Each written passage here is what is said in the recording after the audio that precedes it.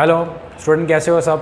मैं ईशान बाबा explore H से आपके लिए अगली वीडियो लेके आया हूँ मॉनेटरी पॉलिसी पे। ठीक है, वो थोड़ी वीडियो लेट हो गई तो कुछ समस्याएं बन गई थी घर पे। ठीक है, और अच्छा ठीक है, ज़्यादा टाइम नहीं वेस्ट करता हूँ, आपका शुरू करते हैं। तो मैंने आपको लास्ट वीडियो में पढ़ाया था SLR और CRR, वो भी क्या थे, मॉनेटरी पॉलिसी के क्वांटिटेटिव टूल्स थे। ठीक है, और मैंने आपको शुरू में डेफिनेशन लिखवाई थी कि मॉनेटरी पॉलिसी होती क्या। तो मैंने बोला था कि जब मैं आपको क्वांटिटेटिव टूल्स पढ़ा दूंगा उसके बाद मैं बताऊंगा कि वो डेफिनेशन पे किस तरह से वो करते हैं। तो मैंने आपको दो टूल्स पढ़ाए थे, CRR और SLR, उनके ऊपर क्या क्वेश्चन आया था वो भी मैंने आपको बताया था। ठीक है, आप क्या करते हैं, इस वीडियो में हम नेक्स्ट फर्दर कंटिन्यू करते हैं। अब तीसरा टूल क्या है RBI की मॉनेटरी पॉलिसी का, वो है रेपो रेट। क्या है? Repo rate. ठीक है, डेफिनेशन देखें तो डेफिनेशन कह रहा है कि रेपो रेट ऑफ इंटरेस्ट, वो क्या है, एक ऐसा रेट ऑफ इंटरेस्ट है एट विच द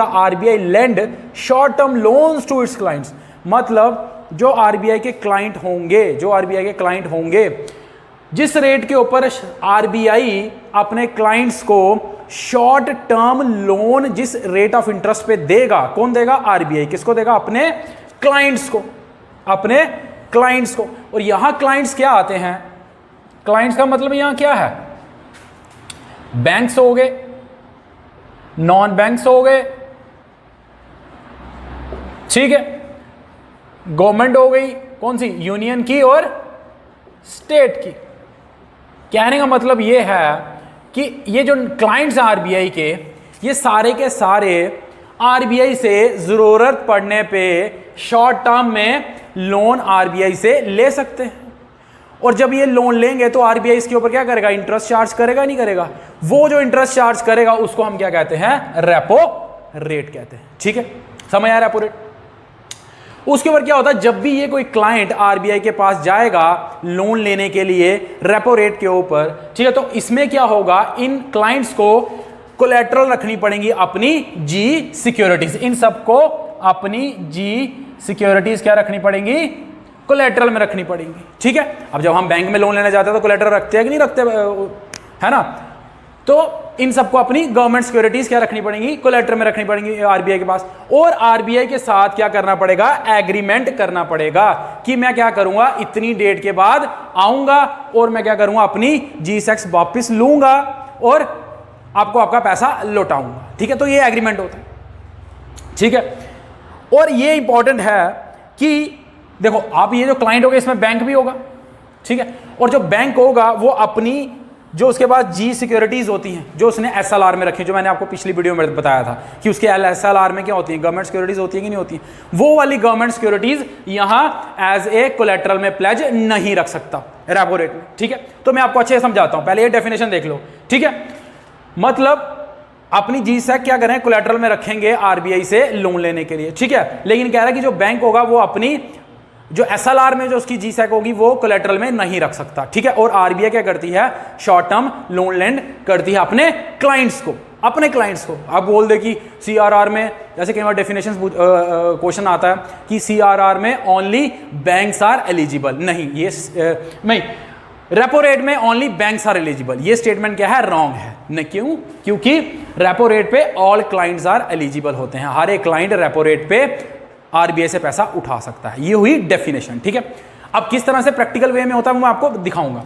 दूसरा क्वांटिटेटिव टूल कौन सा है? Reverse repo rate. इस रिवर्स रेपो रेट में क्या होता है, डेफिनेशन क्या कहती इंटरेस्ट रेट, वो interest rate that client earn, मतलब ये लोग क्या करेंगे, अर्न करेंगे ये इंटरेस्ट रेट। कब? जब ये अपना सरप्लस फंड क्या करेंगे, RBI के पास रखेंगे। मतलब मान लो इनके पास बहुत सारा पैसा है, अब बहुत सारा पैसा अपने पास रखेंगे तो इनको क्या मिलेगा, कोई इंटरेस्ट रेट तो मिलेगा नहीं, है ना?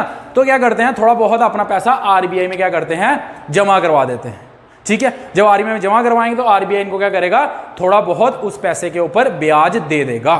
ठीक है, वो कितने % देगा, उस % को क्या कहते हैं, रिवर्स रेपो रेट कहते हैं। मतलब रिवर्स रेपो रेट में कौन देगा इंटरेस्ट, RBI देगा अपने क्लाइंट्स को, और रेपो रेट पे कौन इंटरेस्ट अर्न करेगा, RBI अर्न करेगा इंटरेस्ट किन से, अपने क्लाइंट्स से। ठीक है, रेपो रेट पे पैसा लोन में कौन लेगा, क्लाइंट्स लेंगे, और रिवर्स रेपो रेट पे पैसा कौन लेगा, RBI लेगा। That is why this is a reverse repo rate. ठीक है, ये डेफिनेशन हुई। और बाकी सेम जिस तरह यहाँ पे क्लाइंट्स ने क्या किया था, अपनी गवर्नमेंट सिक्योरिटीज कोलेट्रल में रखी थी और एक एग्रीमेंट किया था कि मैं फ्यूचर डेट में ये वापस तुमसे ले लूंगा, तो सेम रिवर्स रेपो रेट में आरबीआई भी अपनी कोलेट्रल रखेगा और क्या करेगा, एग्रीमेंट करेगा अपने क्लाइंट के साथ कि मैं इतनी फ्यूचर डेट को अपनी ये गवर्नमेंट सिक्योरिटीज वापस लूंगा और तुझे तेरा प्रिंसिपल अमाउंट वापस करूंगा। सेम चीज होगी, ठीक है। और क्या होता है, जो रिवर्स रेपो रेट होता है ना, वो रेपो रेट से कुछ परसेंट कम होता है। मान लो अगर रेपो रेट 4% है तो रिवर्स रेपो रेट 4% से नीचे होगा। वो x% कितना होगा वो आरबीआई पे डिसाइड करेगा, आरबीआई कितना। जैसे अभी देख लो, अभी रेपो रेट कितना है, 4% है और रिवर्स रेपो रेट कितना है, 3.35% है। समझे, ठीक है। अगला टूल देखो, मार्जिनल स्टैंडिंग फैसिलिटी। ये क्या होता है, कह रहा rate of interest at which RBI lend loans to schedule commercial banks. मतलब सिर्फ जो एससीबीज हैं, शेड्यूल कमर्शियल बैंक्स हैं, वो ही मार्जिनल स्टैंडिंग फैसिलिटी में पैसा उठाने के लिए एलिजिबल हैं। बाकी लोग पैसा आरबीआई से इस फैसिलिटी के अंडर पैसा नहीं उठा सकते, ठीक है। सबसे पहले तो ये डिफरेंस है, ठीक है। क्या रेपो रेट और एमएसएफ में क्या डिफरेंस है, और यहाँ पे सारे के सारे क्लाइंट्स एलिजिबल होते हैं लोन आरबीआई से लेने के लिए, लेकिन मार्जिनल स्टैंडिंग फैसिलिटी पे सिर्फ और सिर्फ शेड्यूल कमर्शियल बैंक ही आरबीआई से लोन ले सकते हैं। पहला तो ये डिफरेंस। दूसरा, जब अपना शेड्यूल कमर्शियल बैंक लोन लेने जाएंगे आरबीआई के पास, किस फैसिलिटी के अंदर, मार्जिनल स्टैंडिंग फैसिलिटी के अंदर, तो यहां भी उनको अपना कोलेट्रल रखना पड़ेगा। और यहां क्या कोलेट्रल रखेंगे, जो बैंक के पास उसकी एसएलआर में गवर्नमेंट सिक्योरिटीज थी, जो मैंने आपको पिछली वीडियो में पढ़ाया था। एसएलआर में सिक्योरिटीज होती है ना शेड्यूल कमर्शियल बैंक्स की, वो वाली अपनी बैंक्स की जो सिक्योरिटीज होंगी उसको कोलेट्रल में रख के इस फैसिलिटी में शेड्यूल कमर्शियल बैंक क्या करते हैं, लोन उठा सकते हैं, ठीक है। ये सारी डेफिनेशंस है, मैं आपको दिखाऊंगा कि किस तरह से ये चीजें वर्क करती हैं, ठीक है। अगला देखो, अगला टूल कौन सा आता है, ओपन मार्केट ऑपरेशन।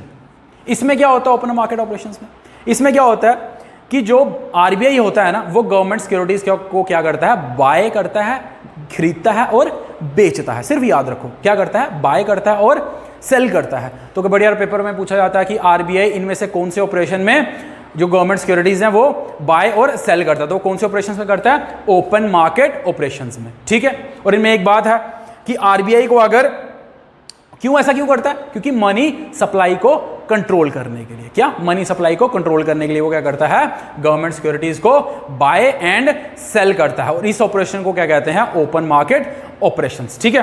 तो अगर उसको क्या करनी है, मनी सप्लाई बढ़ानी है, तो वो क्या करता है, ये याद रखना, अगर आरबीआई को मनी सप्लाई बढ़ानी है तो वो क्या करता है, गवर्नमेंट सिक्योरिटीज को मार्केट से खरीद लेगा और उनके बदले में क्या कर देगा, पैसा मार्केट में डाल देगा, ठीक है। तो मतलब बाय करेगा तो क्या करेगा, मनी सप्लाई इंक्रीज करेगा।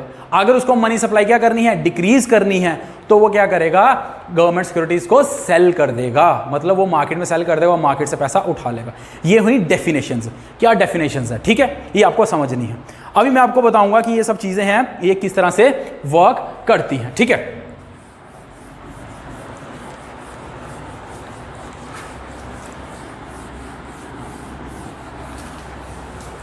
ये तो हुई किताबी डेफिनेशंस, ठीक है। देखो आपको, आप बोलोगे सर नोट्स नहीं बनते हैं यहाँ डेफिनेशन, देखो आपको कोई वहाँ ऐसे जाके लिखना नहीं है, आपको क्या करना है, टॉपिक की कंसेप्चुअल क्लैरिटी लेके आनी है कि वो क्वेश्चन पूछेगा और आपको क्या करना है, वहाँ पे कॉन्सेप्ट इंप्लीमेंट करना, आपको ऐसे थोड़ी लिखना है वहाँ जाके, ठीक है।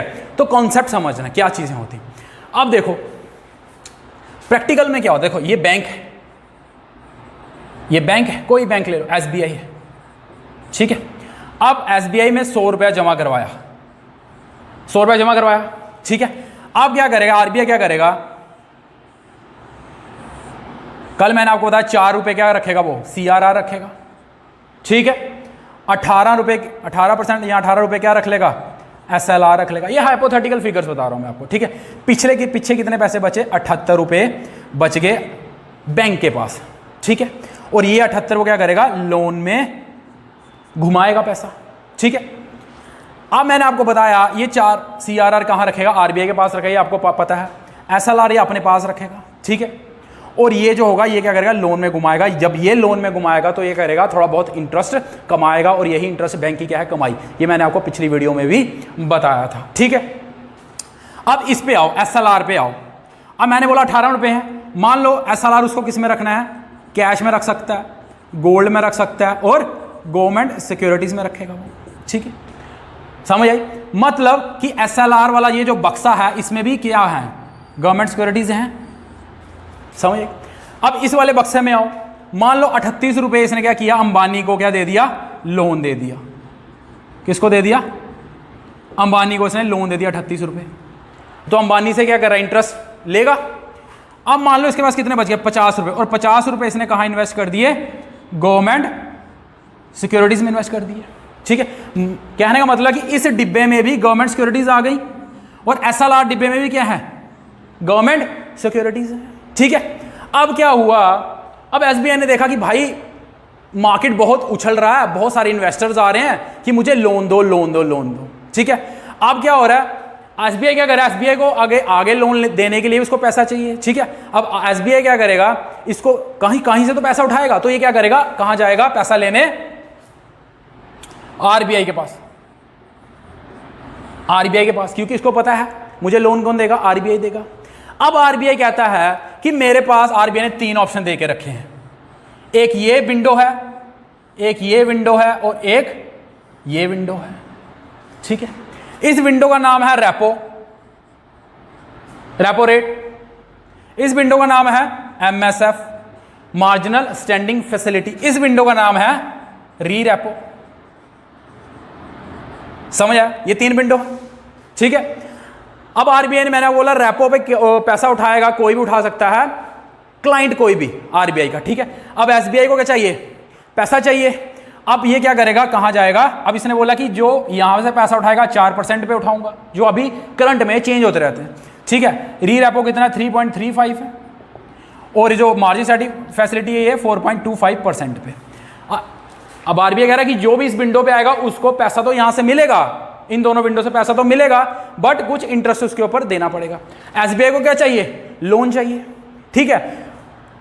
SBI क्या करेगा, यहां जाएगा, रेपो वाले के पास जाएगा, क्या लेके, अपनी ये वाली गवर्नमेंट सिक्योरिटीज लेके, सबसे नीचे वाली ये वाली गवर्नमेंट सिक्योरिटीज लेके जहां जाएगा, यहां क्या करेगा, कोलैटरल में रखेगा और इसके बदले 4% पे क्या करेगा, पैसा उठाएगा लोन घुमाने के लिए, समझ आई, शॉर्ट टर्म के लिए पैसा उठाएगा वो यहां से, ठीक है। उसके बाद क्या हुआ, अब मान लो ये जो GSEC थी इसकी ये खत्म हो गई, अब इसको और फंड चाहिए, है ना, तो क्या करेगा, ये जो GSEC होंगी SLRs में, तो ये इस GSEC के बदले में वो कहां से पैसा उठा सकता है, मार्जिनल स्टैंडिंग फैसिलिटी से पैसा उठा सकता है, वो पैसा उठाएगा वहां से और वो चीजों में पैसा घुमाएगा, ठीक है। जब इन दोनों में जाएगा, तो जब ये अपनी गवर्नमेंट सिक्योरिटीज लेके जाएगा, रेपो पे पैसा उठाएगा और RBI और SBI में एक एग्रीमेंट होगा कि भाई, जिसमें SBI कहेगा कि भाई इतनी डेट को मैं क्या करूंगा, ये जो मैंने GSEC पे पैसा उठाया है 4% के ऊपर, मैं क्या करूंगा, उतनी फ्यूचर डेट पे हायर प्राइस में अपनी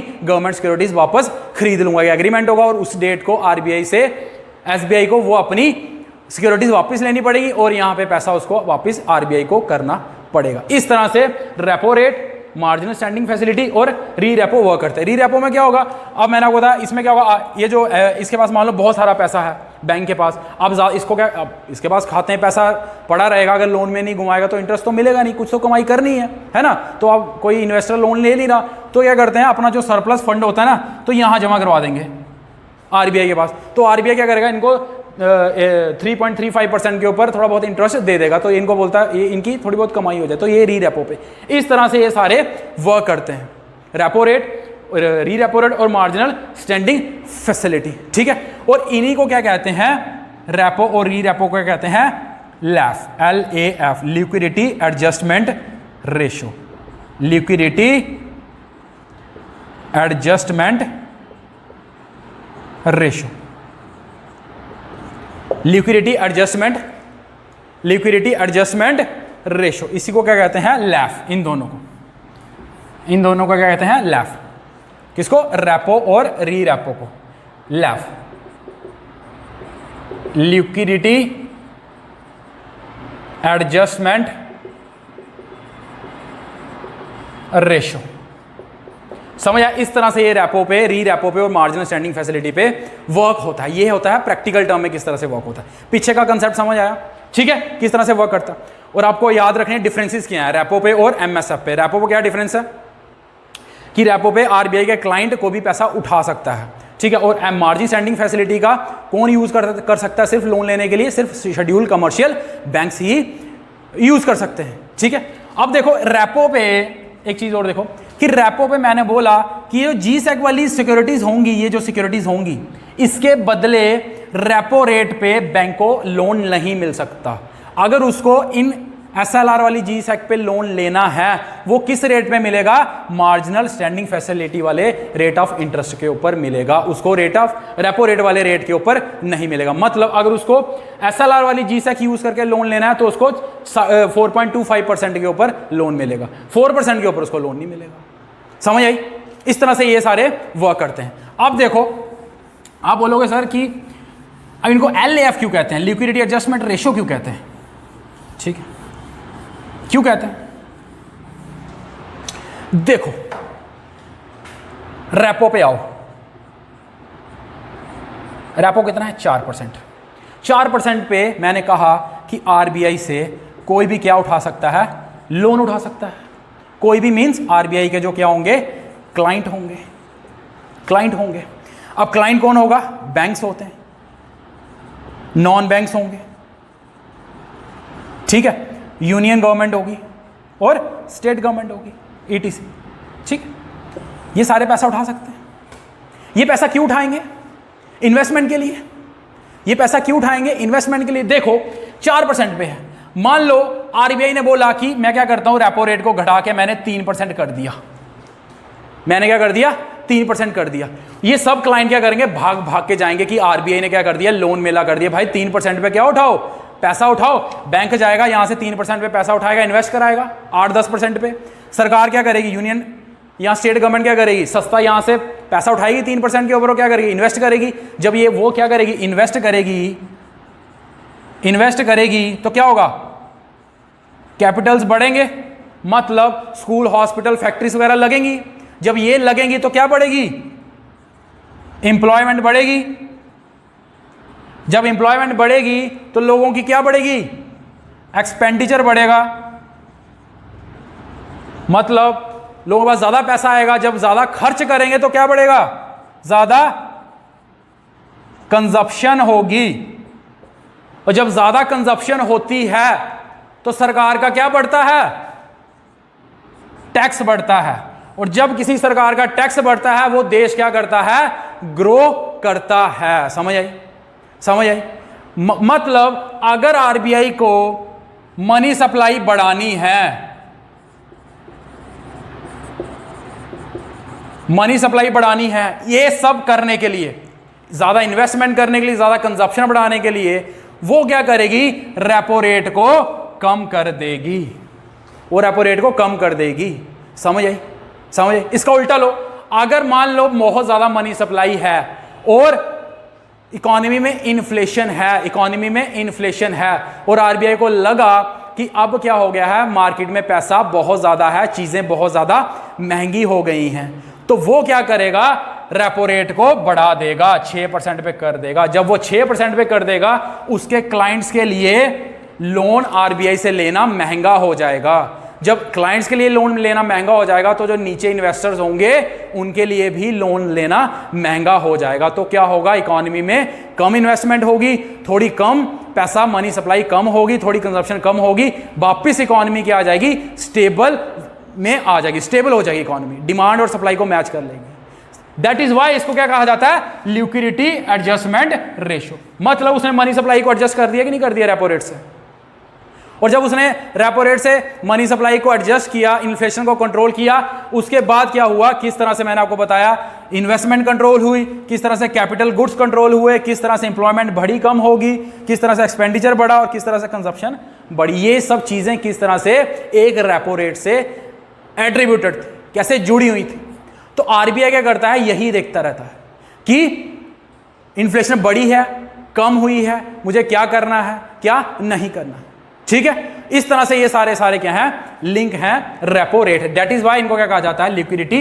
अगला क्वांटिटी टूल आता है ओपन मार्केट ऑपरेशंस। ठीक है, तो ओपन मार्केट ऑपरेशन में जैसे आपको डेफिनेशन में बताया कि क्या होता है कि आरबीआई क्या करता है, इसमें बाय और सेल करता है, किसका?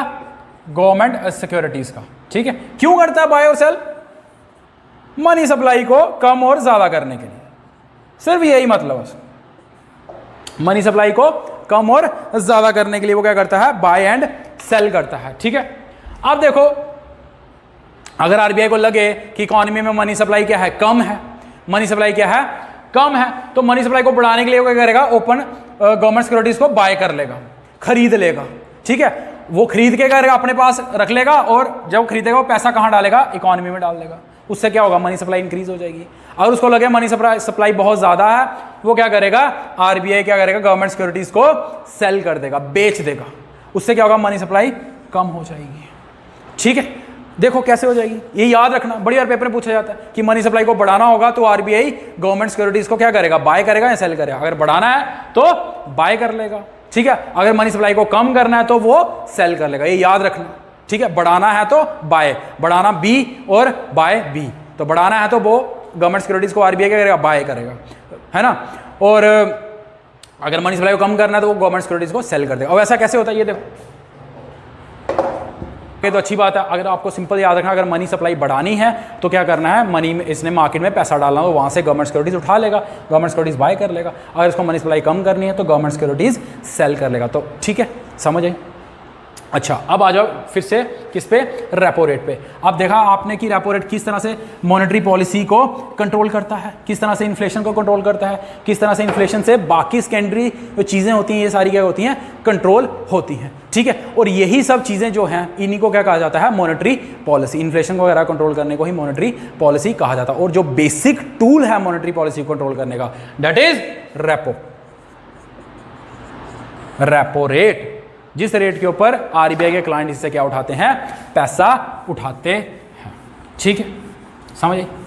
अब देखो अब कैसे डिसाइड होता है कि रेपो रेट क्या होना चाहिए? 4% होगा, 3% होगा, 2% होगा, 1% होगा, 6% होगा? कैसे डिसाइड होता है? ये कौन करती है? MPC, monetary policy committee. Monetary policy committee क्या करती है? डिसाइड करती है। अब इस कमेटी में क्या होते हैं? 6 बंदे होते हैं। ठीक है, 6 मेंबर्स होते हैं। 3 कौन होते हैं? आरबीआई के साइड के, और 3 कौन होते हैं? गवर्नमेंट साइड के। ठीक है, और याद रखना इसका हेड कौन होता है? आरबीआई का गवर्नर। आरबीआई का गवर्नर ही हेड होता है।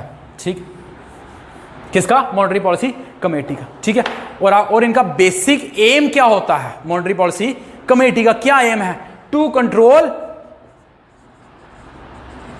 इन्फ्लेशन, कि हमने सिर्फ इन्फ्लेशन को कंट्रोल करना है, बाकी सबकी सब चीजें अपने आप कंट्रोल हो जाएंगी। और इनका बेसिक कितना रहता है?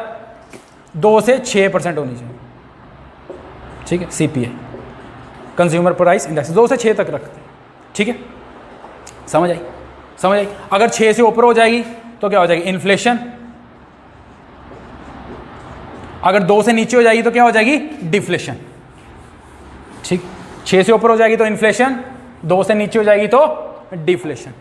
ठीक है, तो डिफ्लेशन और इन्फ्लेशन।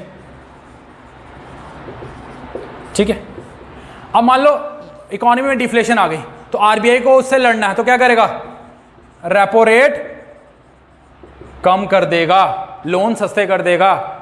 ठीक है, सीआरआर कम कर देगा, एसएलआर कम कर देगा। क्यों? क्योंकि डिफ्लेशन लड़ने के लिए क्या करना है उसको? इकोनॉमी में मनी पंप करनी है, मनी डालनी है, लोगों की जेब में पैसा डालना है। वो लोगों की जेब में पैसा कैसे डालेगा? जब लोन्स सस्ते होना शुरू हो जाएंगे। जब आरबीआई इस तरह की पॉलिसी अपनाएगा, रेपो रेट नीचे कर देगा, इसको कहते हैं, आरबीआई ने कौन सी पॉलिसी अपनाई है? इजी या फिर डोविश या फिर एक्सपेंशनरी पॉलिसी।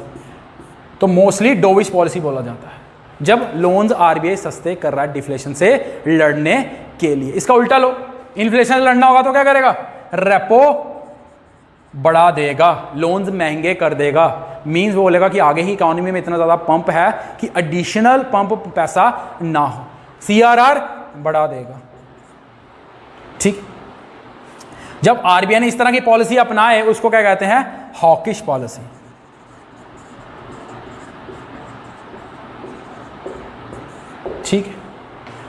समझ आई, समझ आई।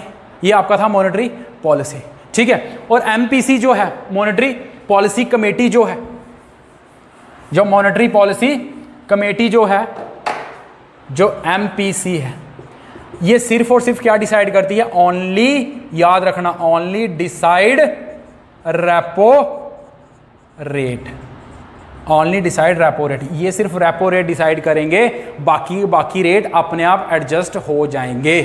कैसे एडजस्ट हो जाएंगे? ये बोलेंगे कि रेपो रेट 4% है, तो आपको पता है रेपो रेट जो होगा वो 4% से नीचे होगा, तो ये बोल देंगे कि रेपो रेट का X% क्या होगा? रिवर्स रेपो रेट होगा। और मार्जिन स्टैंडिंग फैसिलिटी जो होगा वो कैसे होगा?